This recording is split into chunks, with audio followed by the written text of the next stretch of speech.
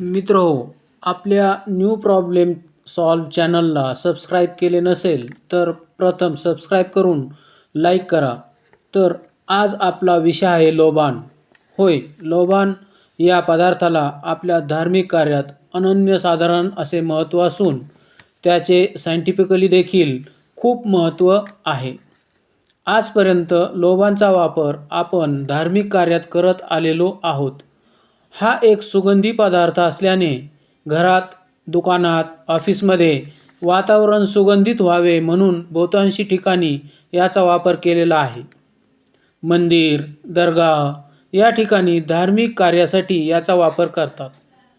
शहराच्या ठिकाणी काही लोक याचा व्यावसायिक वापर करून प्रत्येक दुकानात जाऊन याचा धूर करून वातावरण प्रसन्न करण्याचा प्रयत्न करतात.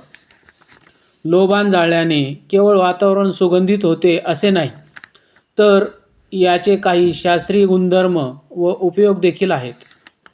लोबान जाळल्याने घरातील वातावरण सुगंधित होते. हे जळत असताना धूर मोठ्या प्रमाणात तयार होतो. या धुरामुळे घरातील मच्छर, चिलट घरातून निघून जातात व सर्वात महत्त्वाचे म्हणजे लोबान आपल्या घरी सलग 10 ते 15 दिवस जाळले तर मच्छर तर पळून जातातच, त्याचबरोबर ढेकण या कीटकाचा समूळ नायनाट होतो.